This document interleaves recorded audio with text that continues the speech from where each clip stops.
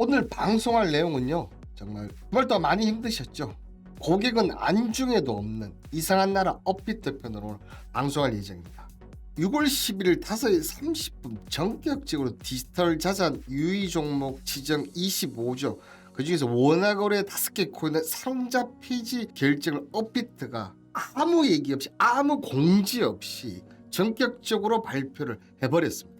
이 업비트의 기습 공지에 해당 가상화폐들은 대폭락을 했습니다. 금요일부터 토요일, 일요일까지 계속 하락을 하면서 일요일 저녁쯤에 조금씩 바닥을 다지는 그런 형태를 보여주었는데요. 자, 이 공지에 포함되지 않는 가상화폐도 확인되지 않은 찌라시 뭐 이런 여러 가지 얘기가 있긴 있었지만, 업비트는 투자자나 고객의 그 어떤 말도 없이 그냥 기습 공지로, 아마 이번 사태로 이제 2018년 번가는 정말 투자자들은 패닉이 오지 않았을까. 저도 증권회사 18년 이상 근무하면서 이런 경우 정말 처음 봅니다.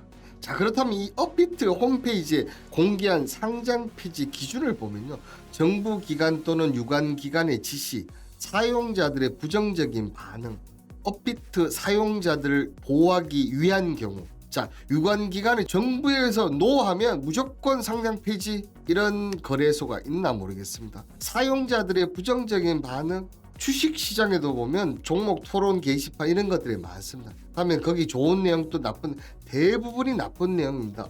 어떨 때 좋은 내용이 올라갈 때만 좋은 내용이 납니다. 내려갈 때 좋은 내용 나오는 경우가 있습니까? 없습니다. 사용자들을 보호하기인 경우다?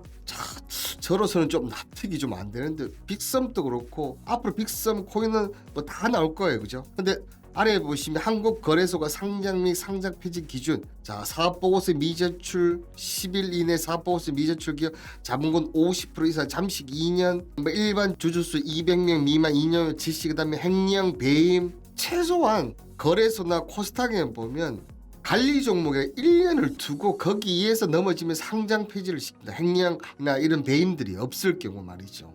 이런 걸 봤을 때 진짜 이번에 업비트가 상장 폐지 기준, 정말 어떻게 보면 특검법을 앞두고 9월 6일 앞두고 전격적으로 단행했는데요. 그 전에 기준을 내고 그 기준에 맞는지 안 맞는지 시간을 둬야 되는 것이 저는 맞다고 봅니다. 대출 코인들 동참하나?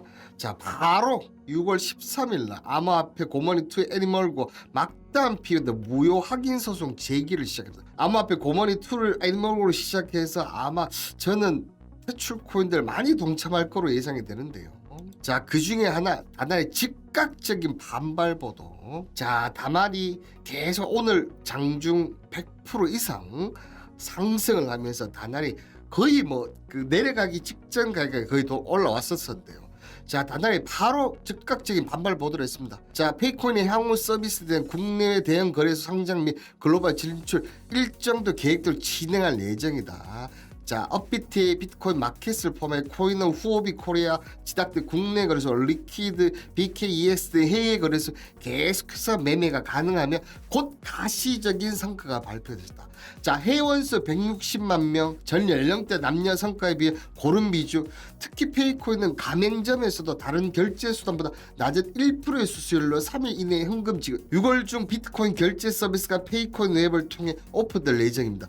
또 페이코인 앱 리뉴얼을 통해 새로운 고객 플랫폼 서비스를 제공할 예정입니다. 자, 국내에 페이코인이 있다면 해외에는 뭐가 있죠? 유사인 코인, 크립토 다큰 체인이 있습니다. 근데 이번에 크립토 다큰 체인에 대해서 아무런 얘기가 없고, 다날의 페이코인만 즉각적으로 상장 폐지, 물론 원화 거래만 상장 폐지됐습니다. 이게 과연 공정하게 잣대를 갖고 기준을 갖고 했다고 볼 수 있는가요? 글로벌의 유니온페이가 선택을 국내 선택한 회사가 페이코인이거든요. 유니온페이 같은 경우는 페이코인이 잘못된 회사를 것도 모르고 과연 협약을 맺었을까요? 저로서는 참 납득하기 힘들군요. 두나무 특히 2021년 현황을 보시면, 자, 1분기 거래량이 565조, 4월의 거래 603조가 됐습니다. 그래서 올해 1분기 영업이익이 얼마였다? 5,440억. 근데 4월에 영업이익이 얼마인 줄 아십니까? 무려 5,500억. 지금 1월 달부터 4월 달까지 두나무가 영업이익을 1조 원을 벌어들였습니다. 그 1조 원을 다 어디서 벌어들였어요?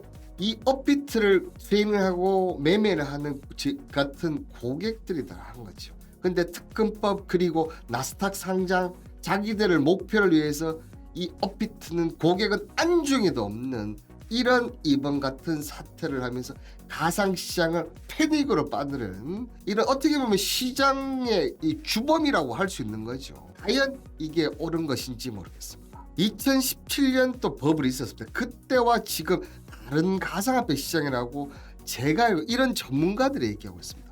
자, NFT처럼 혁신적인 이니셔티브도 생겨나고 탈중앙적 애플리케이션 확인하는 방식 다양해지고 그리고 무엇보다도 확실한 건 코인베이스가 IPO를 통해서 암호화폐를 어떻게 나갈지 명확하게 보여주고 있습니다. 분명히 다른 점이라는 거죠.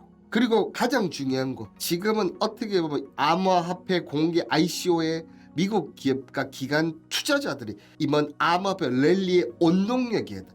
개인이 했던 데와 지금 분명히 다르고 있다는 것을 이 전문가들이 얘기를 하고 있다는 거죠. 분명히 다른 시장. 근데 그때는 없던 거지 지금은 생겨난다. 정말 많은 것을 생각해 볼 문제고요.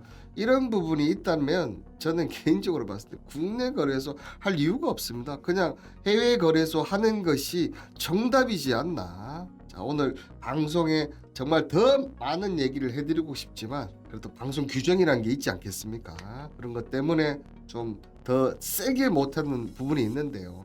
이 부분은 반드시 저 같은 유튜버들이 얘기를 해서 고쳐 나가야 될 그런 게 아닌가 보입니다. 자, 저는 블로그의 재미난 이야기가 단톡 공간을 만들고 있습니다. 제 20년 노하우에 대한 공개 유산한 개인은 절대 아니라는 점. 국내 주식, 해외 주식, 가상화폐 일반적인 경제세세. 특히나 매매 힘드신 분들 제가 공개를 해놨다가 지금 비공개를 해놓았는데요. 너무 간과하신 분이 많이 들어오셨는데 매매 힘드신 분들 정말 와셔서 아래 그 메일 주소를 보내서 참여 코드 받아가십시오. 저는 사람들 더 오는 거 원하지도 않지만 힘드신 분들 오셔서 정말 여기 있으시면 너무 좋으실 겁니다. 자, 오늘 그 이상한 나라 업비트로 방송을 해드렸는데요. 방송 내용이 마음에 드셨다면 구독과 좋아요 버튼 꾹 한번 눌러주시길 부탁드리겠습니다. 끝까지 시청해주셔서 감사합니다.